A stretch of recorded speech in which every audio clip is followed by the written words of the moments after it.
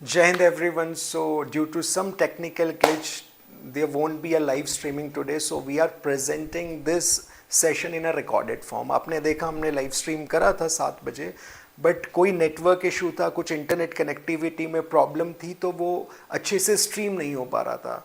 तो अभी हम इसे रिकॉर्डेड फॉर्म में इसके आपके सामने ये हो जाएगा अराउंड 9 AM और 10 AM के बीच ही आपके पास हो जाएगा. It will be published. So start करते हैं. Apologies. Okay. So जिन्होंने वो थोड़ा सा लाइव स्ट्रीम देखा था, तो we started with a quote, there is no magic wand that can resolve our problems, the solution rest with our work and discipline. कोई जादू की छड़ी नहीं है जो हमारे चैलेंजेस, हमारी डिफ़िकल्टीज़ को ख़त्म कर दे. हमें खुद ही मेहनत और लगन से, अनुशासन से अपनी मंजिल को पाना है. आज का टॉपिक जो है, it is about the story of Israel. हम देख रहे हैं, आप कोई भी न्यूज़पेपर पढ़िए, कोई भी न्यूज़ चैनल ओपन करेंगे तो आप यही देखेंगे ईरान एंड इज़राइल के कॉन्फ्लिक्ट के बारे में आ रहा है. 1 अक्टूबर को अराउंड 300 मिसाइल्स ईरान ने अटैक करी इज़राइल पे. तो ये कहानी शुरू कहाँ से हुई? इज़राइल की कहानी. इज़राइल की कहानी 1948 में with the establishment of a state of Israel, a land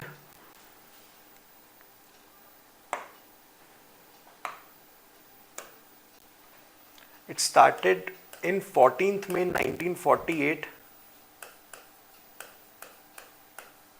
after a land promise to the Jews was given to them in the Middle East around Jerusalem. 1948 में सेकेंड वर्ल्ड वॉर खत्म होने के बाद एक ज्यू स्टेट का, एक religion में बेस्ड स्टेट का एस्टैब्लिशमेंट हुआ, because at that time Jews were the most persecuted community. Holocaust हो चुका था, 1932 से 1945 के बीच, जिसमें बहुत ज़्यादा atrocities were made on the Jew people by the Nazi forces. जो हिटलर की नाजी नेशनलिस्ट सोशलिस्ट ऑर्गेनाइजेशन थी, नाजीज, उन्होंने दे कंसिडर्ड एज जूस, उन्हें वो लगता था कि उन्होंने बिट्रे करा है during the first world war. And juice के जो उनके लिए जो सेंटिमेंट्स थे वो नए नहीं हैं. एक मूवमेंट बहुत टाइम से चल रहा है, दैट इज कॉल्ड, चल रहा था, anti Semitism. It was against the ज्यू कम्युनिटी. ज्यू की स्टोरी यहाँ से शुरू होती है before the birth of Christianity. जो ये पूरा एरिया था, it followed a religion of Judaism, जो जूस का रिलीजन होता है. And after Jesus Christ establish Christianity, and उसके बाद 325 में रोमन एम्पर कॉन्स्टेंटिनोपल ने रोमन एम्पायर का ऑफिशियल रिलीजन क्रिश्चियनिटी को डिक्लेयर कर दिया था. तो इनके नंबर्स श्रिंक हो गए थे जूस के. एंड आफ्टर दैट जो इनके रिमेनिंग थे, जब इस्लाम का बर्थ हुआ इन 622 AD, उनके बाद उन्होंने एक एम्पायर बना, ऑटोमन एम्पायर. तो पूरे इस एरिया में there was an Ottoman Empire. तो जूस ने यहाँ से जो अपना होमलैंड कंसिडर करते थे, यहाँ से उन्हें छोड़कर जाना पड़ा. तो उसके बाद जब 1948 में land was promised to the Jews, उससे पहले 1897 में थियोडोर हर्जल ने एक ज़ायनिस्ट मूवमेंट चलाया था. ज़ायनिस्ट मूवमेंट ये 1897 में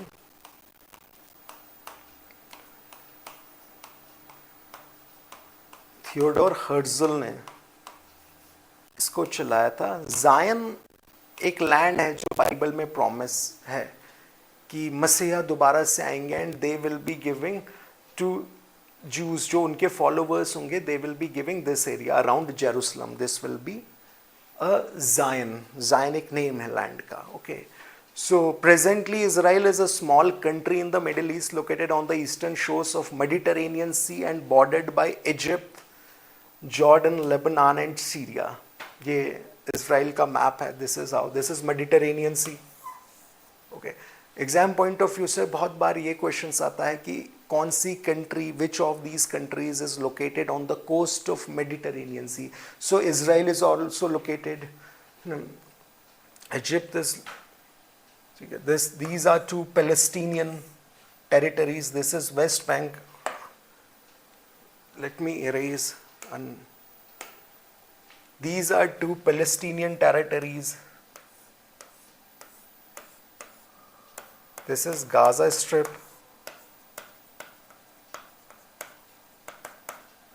दिस इज वेस्ट बैंक।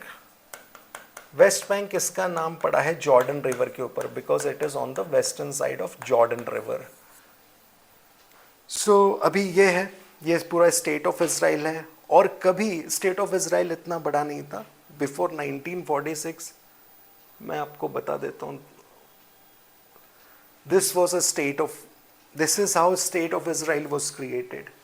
ये 1946 में this was all land of Palestine, Arab people का ये लैंड था, and this is how Israel Jew people spread, this is how they established। And अभी करंट सिचुएशन ये है कि जो पैलेस्टीनियंस हैं, जो अरब पैलेस्टीनियंस हैं, they are living in conclaves. ये कॉन्क्लेव्स हैं, कुछ वेस्ट बैंक के, कुछ गाजा स्ट्रिप में, ये यहाँ पे रह रहे हैं।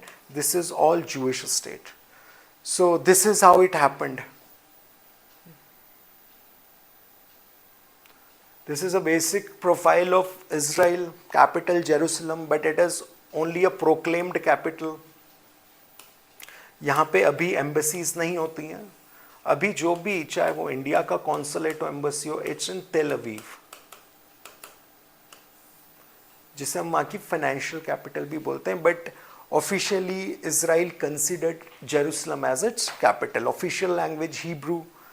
The legislature of Israel is called Knesset. कई बार एग्जाम्स में आता है क्वेश्चंस कि कौन सी कंट्री के लेजिस्लेचर को किस नाम से जाना जाता है। जैसे रशिया के, जब रशियन रेवोल्यूशन हुआ तो उससे पहले डूमा, जापान में डाइट, है ना, ईरान में मजलिस। तो यहाँ की, इंडिया में जो पार्लियामेंट है is called Sansad. So in Israel it is called Knesset. Population is around 9 million, 90 lakh यहाँ लोग हैं, जिनमें almost 75% are Jews, 21.1% are Arabs जो पैलेस्टीनियन सेटलमेंट्स में रह रहे हैं, and others 5.4% includes Christianity. Jerusalem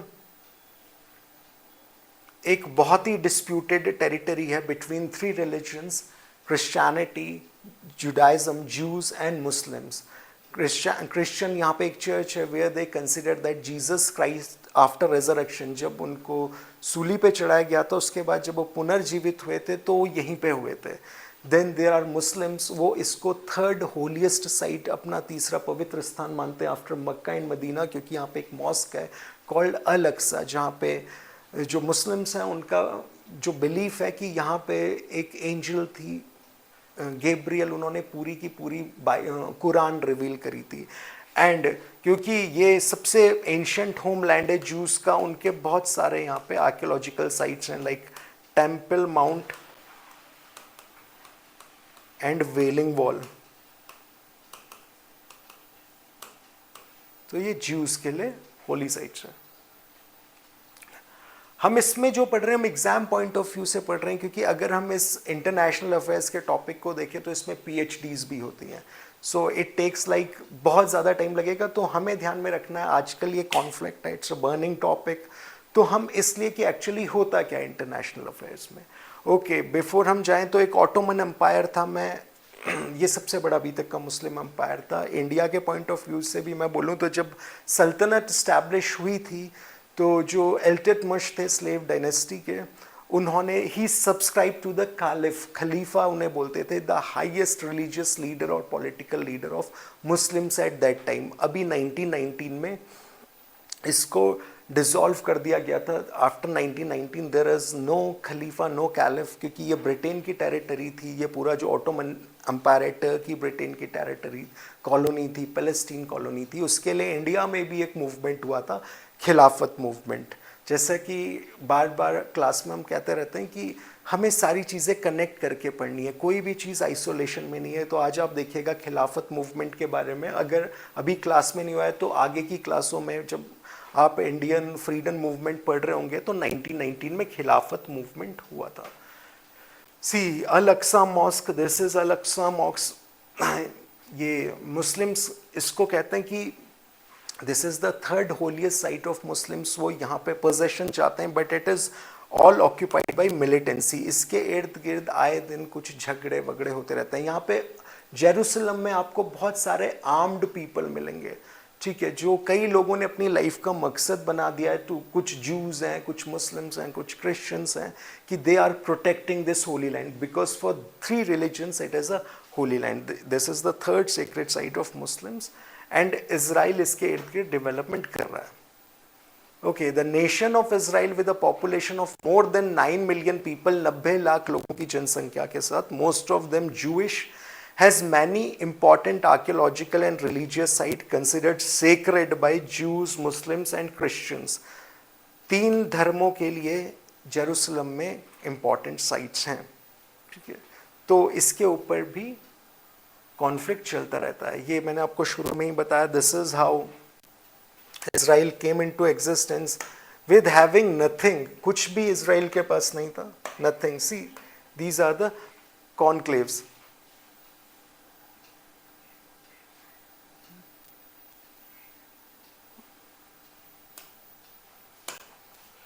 These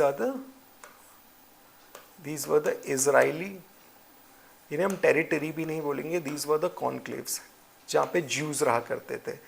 This is how 1947 का this was a UN plan. ये यूएन ने प्रपोज करा था. इंडिया ऑल्सो सपोर्टेड इट कि दोनों एक साथ रह सकते हैं. ये वाला लैंड ज्यूस को दे देते हैं, ये वाला लैंड जो अरब्स वहाँ पे रह रहे हैं. ठीक है, क्योंकि ये यहाँ पे से डिस्प्लेस्ड हुए थे. ज्यूस के साथ सिंपैथी इसलिए थी क्योंकि डिस्प्लेस्ड हुए थे एंड एडोल्फ हिटलर ने वो सिंपैथी को और ज़्यादा लाकर खड़ा कर दिया after the Holocaust. Holocaust meaning it was a mass execution of Jewish people. Concentration camps होते थे जहाँ पे उनको तड़पा तड़पा के एक्सपेरिमेंट्स होते थे उनके साथ with the gases and all. तो बहुत ज़्यादा उनका परसिक्यूशन हुआ था during the second world war. तो इसलिए ब्रिटेन ने भी पैलेस्टीन में उनको जो प्रॉमिस लैंड था वो प्रोवाइड कराया. उसके बाद इज़राइल ने खुद इन्वेड करके अपनी टेरिटरी को इतना बड़ा बना लिया. This is a present day Israel. तो देखिए कैसे जियोपॉलिटिक्स चेंज होती है. ये एक परफेक्ट एग्जाम्पल है. स्टार्टिंग में Palestine and now it is Israel. So there are no permanent foes and allies in international affairs. यहाँ पे कोई permanent दोस्ती and दुश्मनी नहीं है. So the major source of Israel's ancient history comes from Hebrew Bible. The land of modern day Israel was conquered and ruled by various groups including Persians, Greeks, Romans, Arabs, Turks, Crusaders, Egyptians and others. From 1517, this is an important point, from 1517 to 1917, what is today Israel along with Jordan, along with much of the Middle East जिसमें Jordan and Lebanon शामिल थे, was ruled by the Ottoman Empire. Ottoman Empire was the biggest Muslim empire ever created. ना जो पूरे almost Africa से लेकर जो middle east है अराउंड द मेडिटेरेनियन, वो पूरा का पूरा ऑटोमन एम्पायर. और ऑटोमन एम्पायर के रूलर होते थे, उनको बोला जाता था कैलिफ, खलीफा उनको बोला जाता था, जो रिलीजियस एंड पॉलिटिकल लीडर थे मुस्लिम्स के उस टाइम में. ओके, जैसे अगर मैं कंपेयर करूं, मैं उस तरीके से कंपेयर नहीं कर रहा हूं. अगर आपको समझना है तो जैसे like Dalai Lama, all for all Tibetans ना, वो कहीं भी रह रहे होंगे, उनके लीडर दलाई लामा हैं. उसी तरीके से जूस के जो लीडर थे, वो जो मुस्लिम्स के थे, दे वर खलीफा, caliph. Okay, so the first world war, the world war first dramatically altered the geopolitical landscape in the Middle East in 1917. At the height of war, British government made the declaration supporting independence of Jewish state. And तब तक ये बातें चल रही थी. It was not like कि ये promise करना ही, ये होना ही होना है. एक एल्फ्रेड बेलफोर थे, उन्होंने प्रॉमिस करा था, जो समय के सबसे बड़े जूइश लीडर थे, कि हम आपको जो जेरूसलम के आसपास है वो लैंड देकर रहेंगे. ये सेम उसी तरीके से होता था जैसे इंडिया के साथ ब्रिटिशर्स करते थे. कभी अगस्त डिक्लेरेशन कर देते थे, अगस्त ऑफर करते थे just to pacify the people. लेकिन ये ऑन पेपर ज़्यादा होता था like declarations, and on ground इतना नहीं हो पाता था. बट वर्ल्ड वॉर सेकेंड के बाद ये चेंज होगा. लेकिन इसकी स्टोरी जैसे मैंने बताया, 1897 Zionist movement,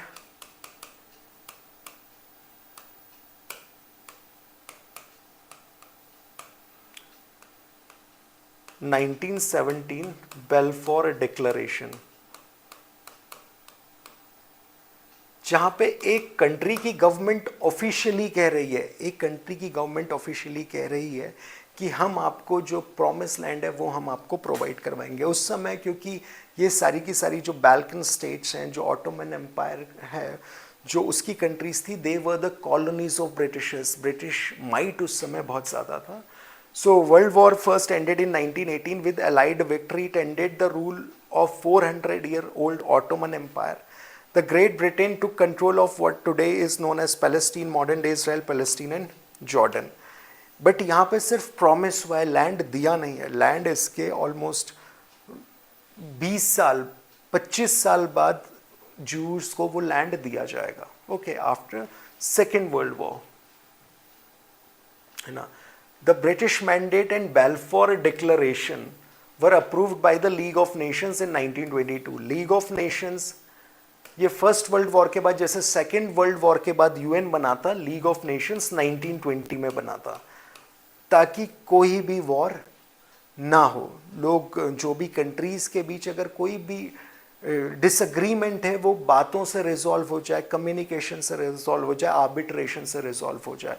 एक और चीज़ मैं आपको बताता हूँ कि फर्स्ट वर्ल्ड वॉर अब हम उसे कहते हैं, उस समय उसको ग्रेट वॉर कहा जाता था।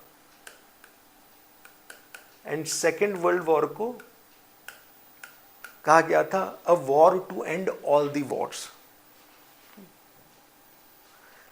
And this declaration was vehemently opposed by the Arabs, fearing subjugation of Arab Palestinians. और अरब्स इसलिए फेयर कर रहे हैं क्योंकि वेस्ट उस समय भी बहुत स्ट्रांग था, अभी भी है। जैसे इसराइल को सपोर्ट वेस्टर्न कंट्रीज से बहुत ज़्यादा है। This was he Alfred Balfour, he was the foreign secretary of Britain at that time. Was a Balfour Declaration was a public pledge by Britain in 1917 during its aim to establish a national home for the Jewish people in the Palestine.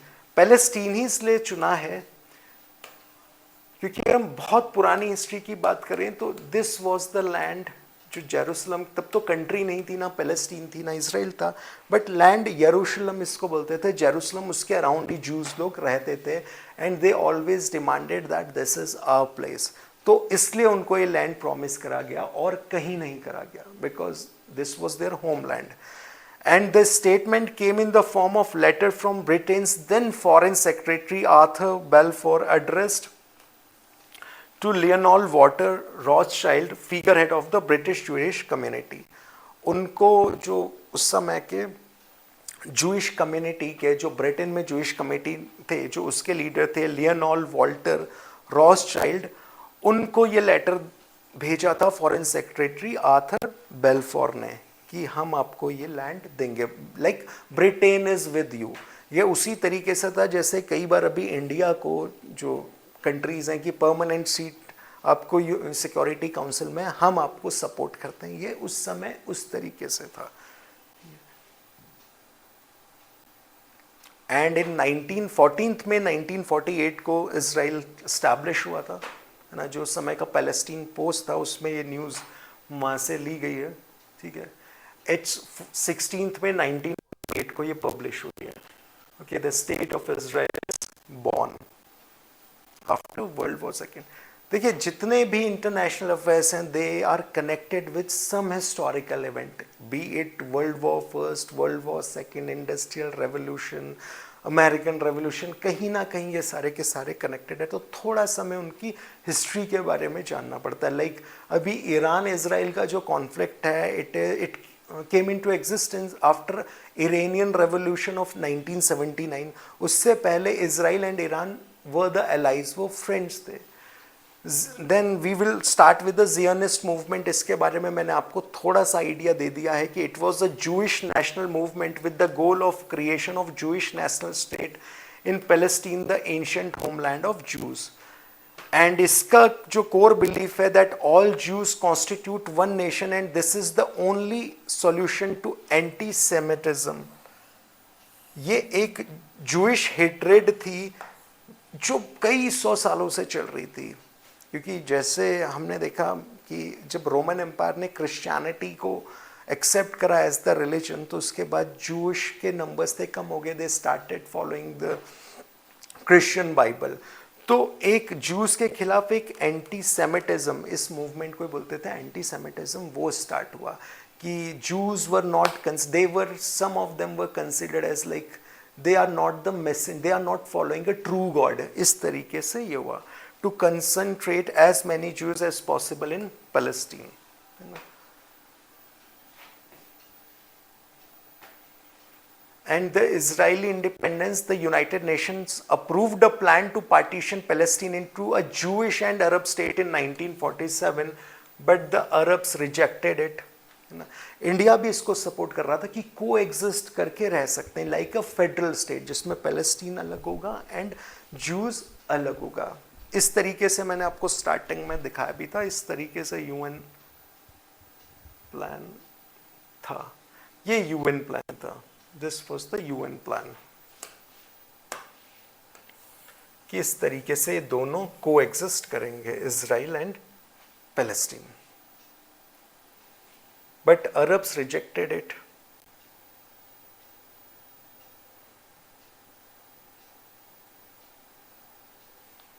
And in 1948, Israel was officially declared an independent state with David Ben-Gurion as the prime minister.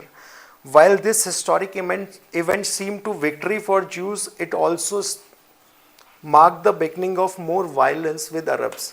उस समय ये अच्छा लग रहा था, but it has created a chronic conflict in the Middle East. ये अभी ऐसा लगता है कि ये क्या कभी खत्म होगा, and it is a destruction. इसका इट इज़ नेवर एंडिंग। अभी कुछ टाइम के लिए सी ट्रूस होता है, सीज फायर होता है, and then the war again revives.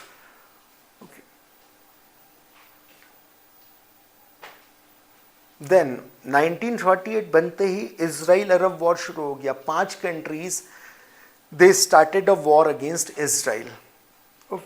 Following the announcement and independent Israel, 5 Arab nations, Egypt, Jordan, Iraq, Syria and Lebanon, immediately invaded the region. This came to be known as the 1948 Israel War. But Israel को हमेशा से they have got a Western backing, Western support मिलता था। नया नया UN बना था,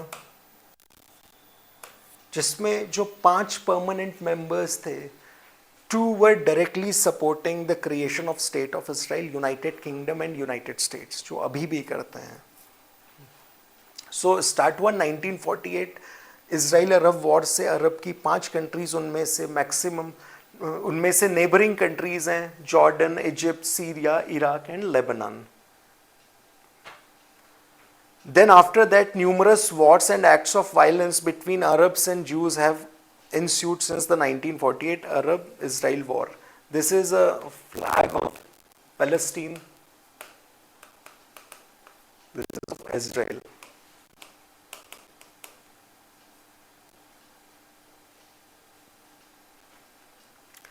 Then Suez crisis, Suez Canal है इजिप्ट में, but it was owned by the United Kingdom, क्योंकि यूनाइटेड किंगडम ने उसको क्रिएट करा था। It came it to existence in 1856 I guess, and इसने जो ट्रेड था with Asia, it streamlined it, बहुत आसान उसने बना दिया था, reducing a distance of around 7,000 kilometres.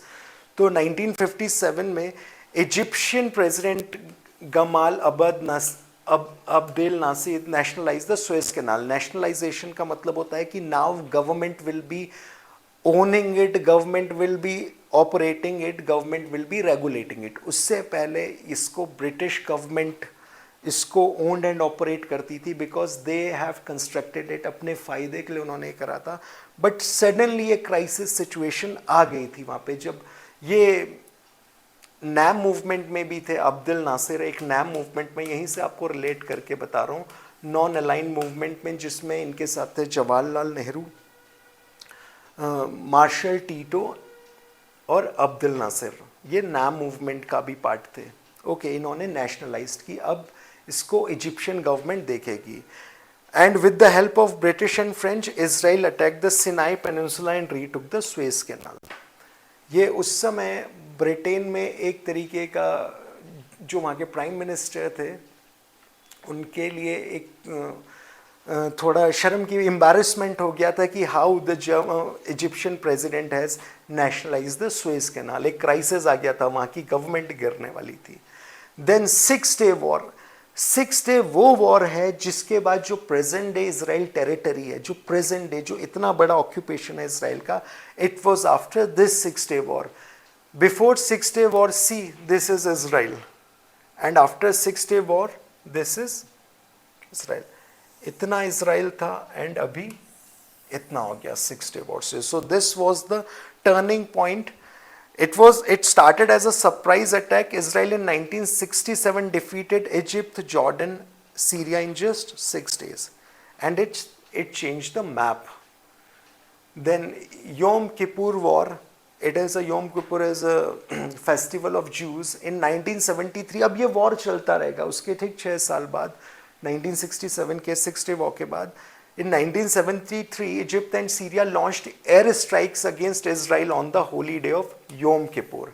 The fighting went on for 2 weeks until UN resolution to stop it was adopted.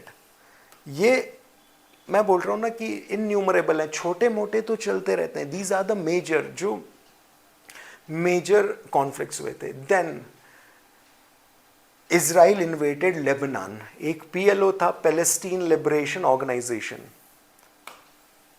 जो सदर्न लेबनान से वर्क कर रहा था. उसका जो बेस था that was southern Lebanon, and Israel invaded it in 1982.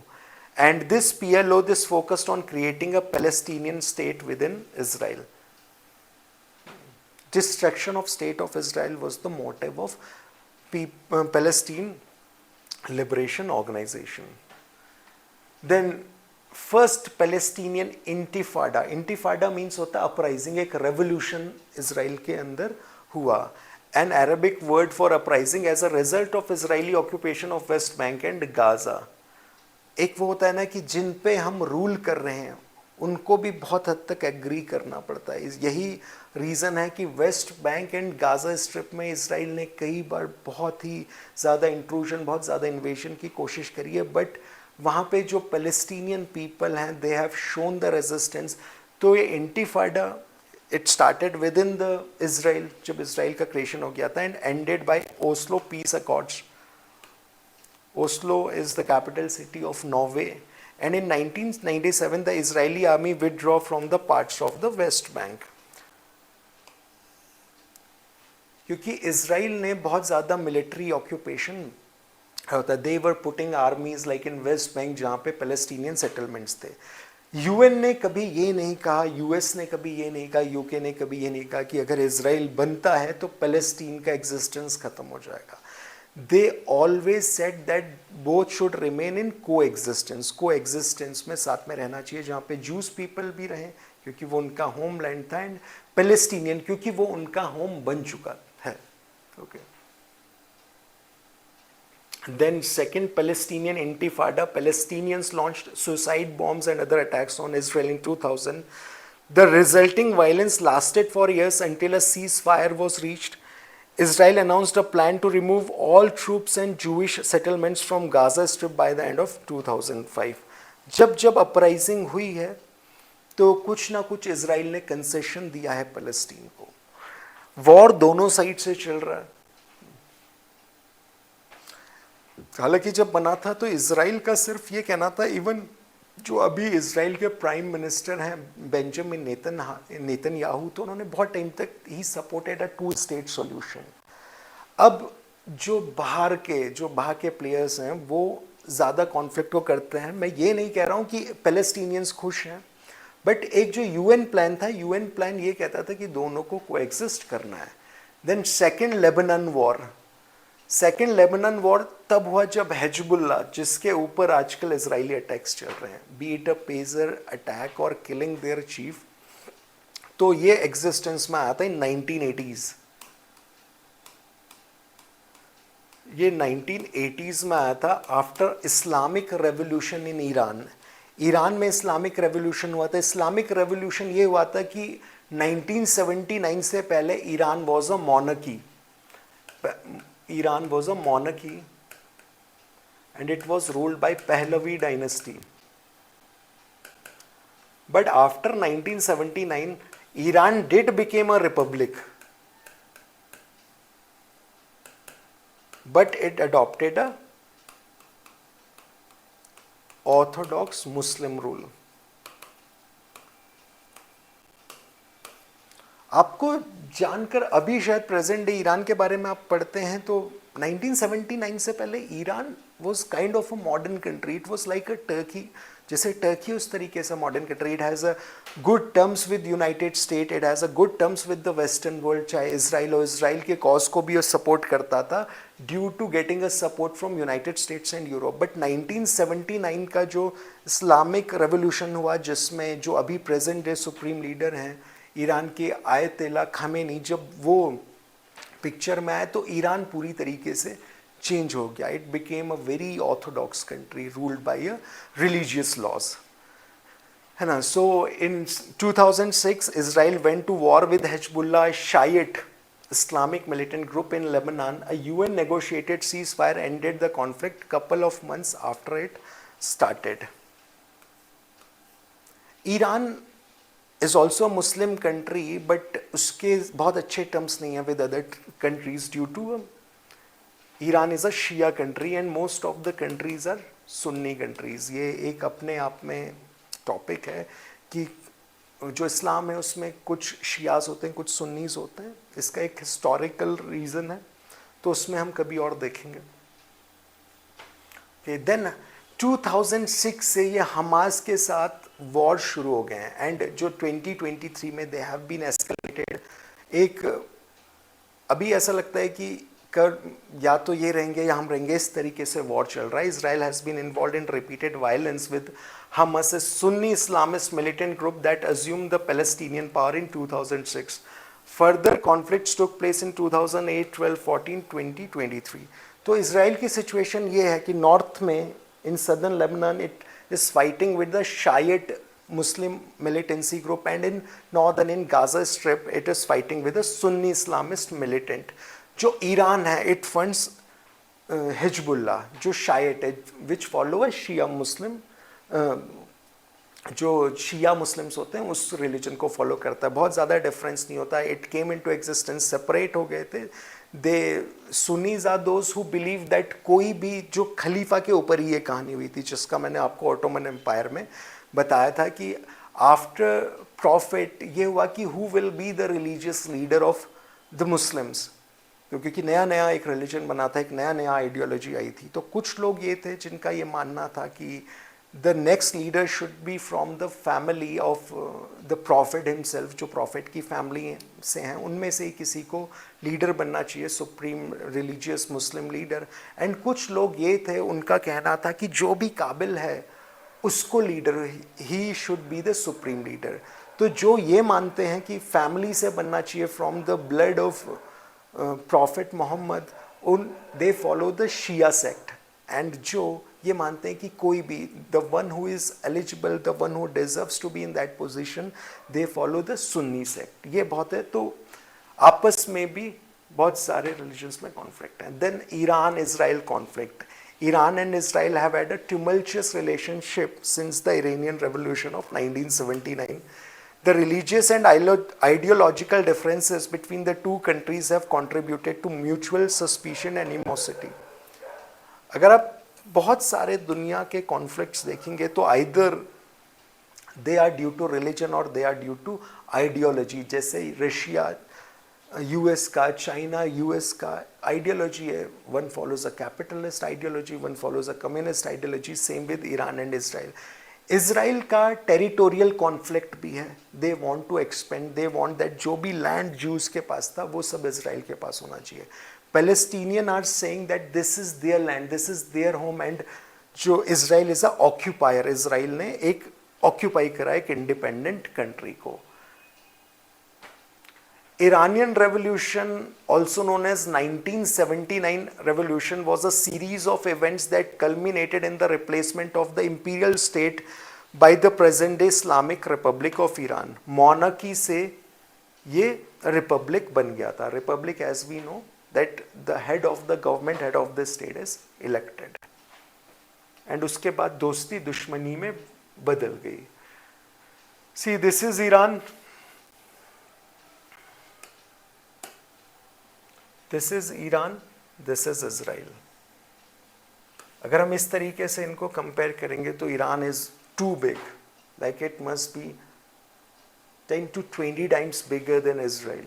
Okay, Iran has been a staunch supporter of Palestinian causes, including backing militant groups like Hamas and Hezbollah, which are considered terrorist organization by Israel. Iran इनको support करता है. Okay, Iran's support to these groups and its call for the destruction of Israel have heightened the tension. अब Iran अचानक से Israel का दुश्मन क्यों बनता है? क्योंकि आफ्टर द रेवोल्यूशन ईरान को लगता है कि जो इजराइल है वो एक इन्वेडर है, उसने एक मुस्लिम स्टेट जहाँ पे मुस्लिम्स थे उनको डिस्प्लेस करा है उनके लैंड से, तो उसको उस तरीके का ट्रीटमेंट मिलना चाहिए.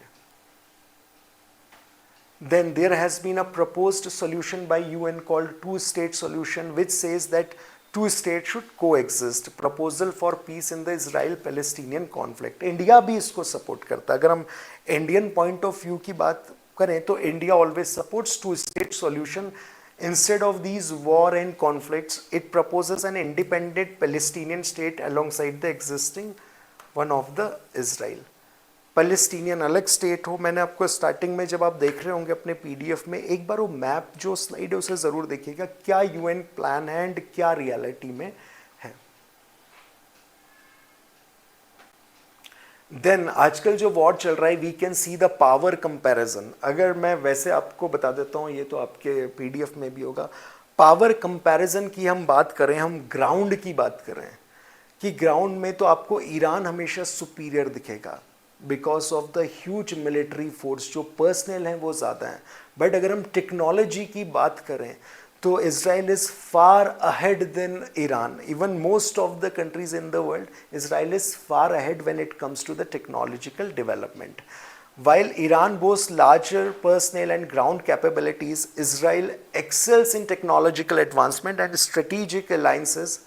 This balance of power is further influenced by regional dynamics, highlighting the complexity of military readiness in the potential conflicts between the two nations. Iran को ये सपोर्ट कर रहे हैं,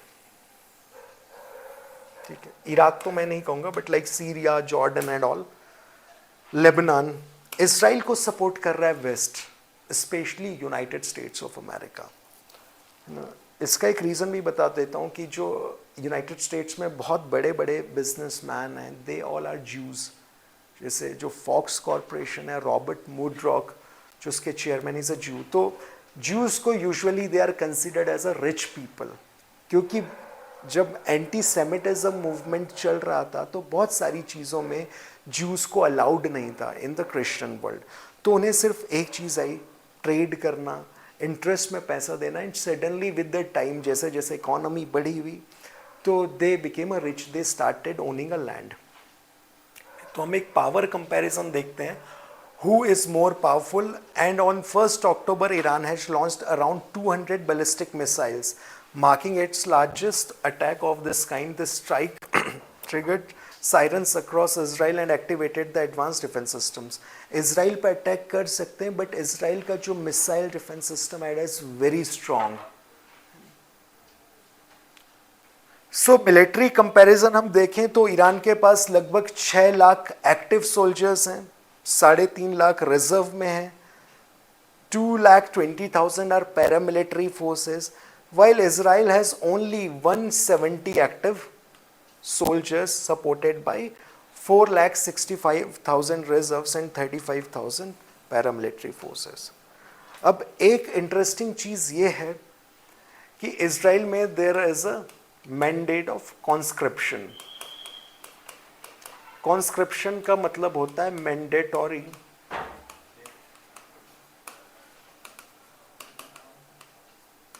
मिलिट्री सर्विसेज. हर किसी को इजराइल का जो भी सिटीजन है, he or she has to serve in the army for 2.5 to 3 years. हर किसी को ये सर्व करना पड़ता है. और मज़े की बात है ईरान में भी ऐसा है, बट ईरान में ये सिर्फ मेल्स के लिए. ईरान में भी कॉन्स्क्रिप्शन है इसराइल में it is for both male and female, and in Iran it is only for mails. तो इसमें अगर हम बात करें पॉपुलेशन की, because Iran has a population of 90 million people, and तो इसमें हमेशा ईरान आपको जीतता हुआ नजर आएगा। In terms of air power, Iran has a total of 551 aircraft, while Israel has 612 aircraft. अगर हम फाइटर जेट्स की बात करें तो Iran has 186, Israel has 241, Iran 129 helicopters, Israel 156 helicopters. और बात ये है कि जो इसराइल का एयर पावर है, it is far ahead than Iran, क्योंकि ईरान के पास टेक्नोलॉजी बहुत सालों से इंपोर्ट नहीं हो रही। After 1979 they are using the old these fighter jets and all, और इसराइल तो खुद ही डेवलप कर रहा है। तो अगर एयर स्ट्राइक होती है, जो मेजरली वही वॉरफेयर वहीं पे होगा थ्रू एयर स्ट्राइक, क्योंकि ग्राउंड में वी हैव सीन दैट कितना दूर ईरान है, एंड इन सारी कंट्रीज से अगर होते हुए ईरानियन फोर्सेस, ग्राउंड फोर्सेस आती हैं, तो Israel can attack it aerially, आसमान से जो ये होता है through at air forces, and Iran वहाँ पे हार जाएगा। तो ईरान शायद ये ग्राउंड वॉर नहीं करेगा, and neither did Israel.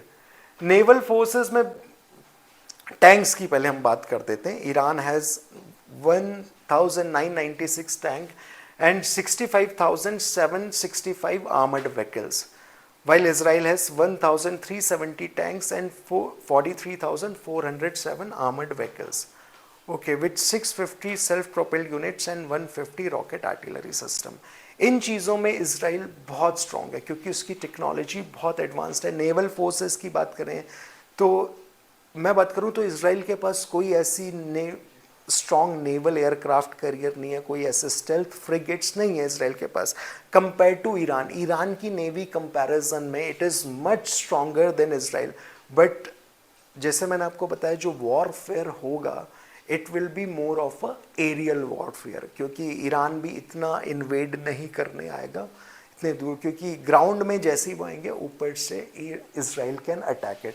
But इसमें भी इस ईरान के पास बहुत सारी मिसाइल्स हैं, उनके पास एयरक्राफ्ट कैरियर नहीं है, एयरक्राफ्ट एयर पावर इतनी नहीं है, but they have a missiles, जिसको बचाना अगर उससे करते हैं तो इसराइल के लिए भी डिफ़िकल्टी होगी। जो ड्रोन्स हैं, जो बैलिस्टिक मिसाइल्स हैं, वो ईरान के पास बहुत ज़्यादा हैं। फिर एक और चीज़ है, अगर वॉरफेयर होता है एंड इसराइल कहीं पे हारने लगता है, तो फिर चाहे सही हो गलत हो, यूएस पक्का इस मैटर में इंटरफेयर करेगा, it will be supporting the Israel. आज से पहले भी हमने देखा है first and second world war में यूएस की एंट्री लेट में होती है, एंड फॉर दिस टाइम अगर ईरान कहीं पे भी वो हराने लगता है इसराइल को, तो यूएस की entry will be sure in the favour of Israel. So ये आज का हमारा लेसन था एग्ज़ाम पॉइंट ऑफ व्यू से। अब देखिएगा, हमने कोशिश करी है कि एग्ज़ाम उतना ही हमने लिमिटेड रखा है, क्योंकि ये स्टोरी बहुत बड़ी है। इसमें रिलीजन की बात भी होती है, टेरिटरीज़ की बात भी होती है, आइडियोलॉजीज़ की बात होती है, but from your exam point of view NDA CDS अभी आपके लिए इतना काफ़ी है। आप थोड़ा सा इसराइल का मैप देखिए, ईरान का मैप देखिए, स्ट्रेटिजिकली दोनों की लोकेशन को समझने की कोशिश करिए, है ना। एंड टुडे अगेन ये आपके रिकॉर्डेड फॉर्म में है, so I cannot see the comments, फिर इसे किसी और दिन करेंगे when we will be streaming live. So this is for today, thank you, जय हिंद।